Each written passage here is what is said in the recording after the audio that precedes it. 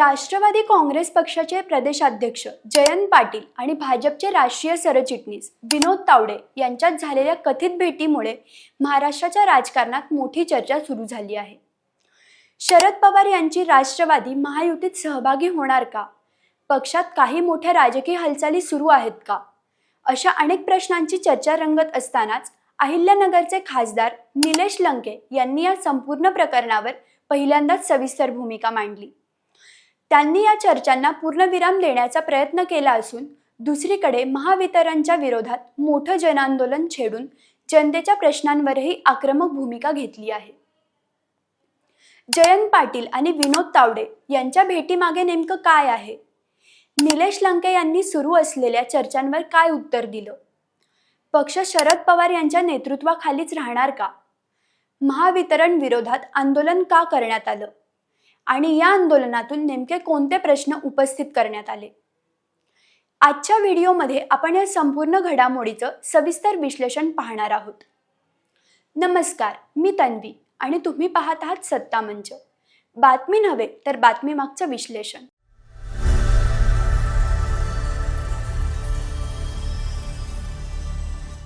चला तर मग मुद्देसूद पाहूया।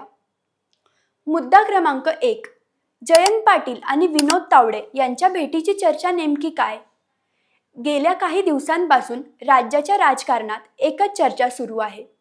राष्ट्रवादी काँग्रेस पक्षाचे प्रदेशाध्यक्ष जयंत पाटील यांनी भाजपचे राष्ट्रीय सरचिटणीस विनोद तावडे यांची भेट घेतल्याचं समोर आलं।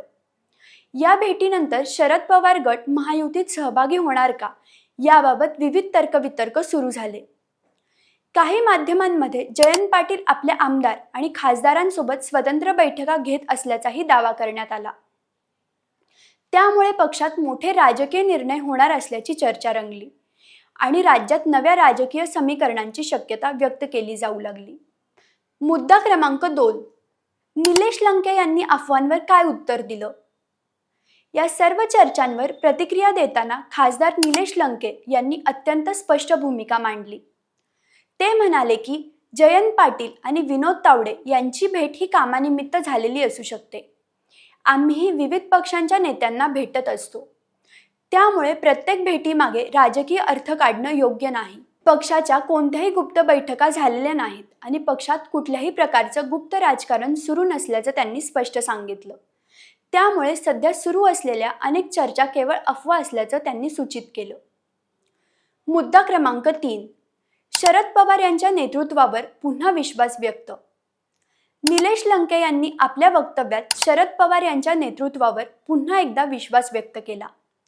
ते म्हणाले की आम्ही शरद पवार यांच्या नेतृत्वाखाली काम करत आहोत। पक्षाचं वरिष्ठ नेतृत्व जो निर्णय घेईल तो आम्हाला मान्य असेल।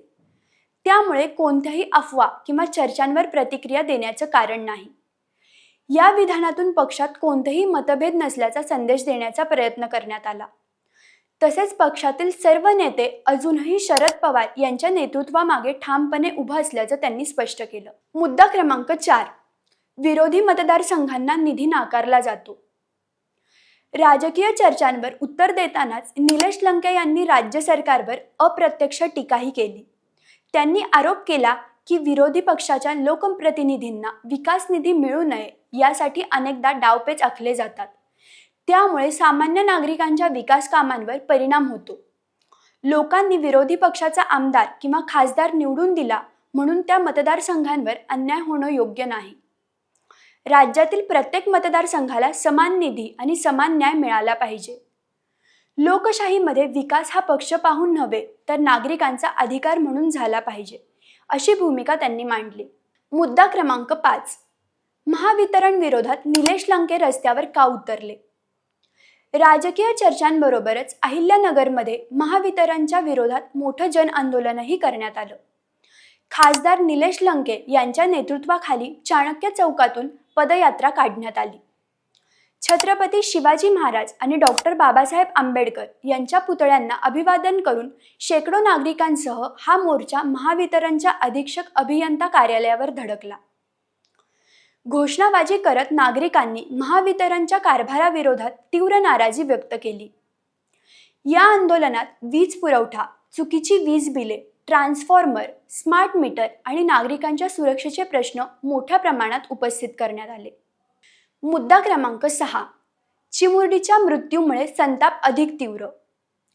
या आंदोलनामागचं सर्वात मोठं कारण ठरलं ते म्हणजे अहिल्यानगरच्या आनंदनगर परिसरात विजेच्या धक्क्याने 3.5 वर्षाच्या चिमुरडीचा झालेला दुर्दैवी मृत्यू. या घटनेबद्दल तीव्र संताप व्यक्त करत निलेश लंके यांनी महावितरणच्या हलगर्जीपणावर गंभीर आरोप केले. अशा निष्काळजीपणामुळे निष्पाप नागरिकांचे जीव जात असतील तर त्याची जबाबदारी निश्चित झाली पाहिजे, अशी मागणी त्यांनी केली. संबंधित अधिकाऱ्यांवर कठोर कारवाई करून पीडित कुटुंबाला न्याय मिळालाच पाहिजे, अशी आक्रमक भूमिका त्यांनी आंदोलनात मांडली. मुद्दा क्रमांक 7. महावितरणसमोर नेमक्या कोणत्या मागण्या मांडल्या? या आंदोलनादरम्यान महावितरणसमोर अनेक गंभीर प्रश्न मांडण्यात आले. अघोषित आणि वारंवार होणारी वीज कपात, जळालेले ट्रान्सफॉर्मर वेळेत न बदलणं, स्मार्ट मीटरमुळे वाढलेली आणि चुकीची वीज बिले, अतिवृष्टीनंतर विस्कळीत होणारी वीज यंत्रणा, सौर ऊर्जा आणि नेट मीटरिंगच्या प्रकरणातील विलंब, कृषी वीज जोडणीतील रखडलेली कामं, तक्रार निवारण यंत्रणेचं अपयश आणि सतत होणारे तांत्रिक बिघाड, अशा अनेक प्रश्नांचं सविस्तर निवेदन अधिकाऱ्यांना देण्यात आलं. नागरिकांच्या मूलभूत सुविधांबाबत तातडीने उपाययोजना करण्याची मागणीही करण्यात आली. या संपूर्ण घडामोडीतून 3 महत्त्वाच्या गोष्टी समोर येतात. पहिली, जयंत पाटील आणि विनोद तावडे यांच्या भेटीवरून सुरू झालेल्या चर्चांना निलेश लंके यांनी स्पष्टपणे फेटाळलं असून पक्ष शरद पवार यांच्या नेतृत्वाखालीच असल्याचा संदेश दिला आहे. दुसरी, विरोधी मतदारसंघांना विकास निधी मिळत नसल्याचा मुद्दा उपस्थित करत त्यांनी सत्ताधाऱ्यांवर अप्रत्यक्ष टीका केली असून सर्व मतदारसंघांना समान न्याय मिळावा अशी मागणी केली आहे. आणि तिसरी, महावितरणच्या विरोधात झालेल्या आंदोलनामुळे वीज पुरवठा, स्मार्ट मीटर, नागरिकांची सुरक्षा आणि वीज व्यवस्थेतील त्रुटी हे प्रश्न पुन्हा एकदा ऐरणीवर आले आहेत. आता तुम्हीच सांगा, जयंत पाटील आणि विनोद तावडे यांच्या भेटीवरून सुरू झालेल्या चर्चांना कितपत महत्त्व द्यायला हवं? आणि महावितरणच्या कारभाराविरोधात झालेलं आंदोलन तुम्हाला योग्य वाटतं का? तुमचं मत कमेंटमध्ये नक्की लिहा. आणि व्हिडिओ आवडला असेल तर लाईक करा, शेअर करा आणि सत्ता मंचला सबस्क्राईब करायला विसरू नका.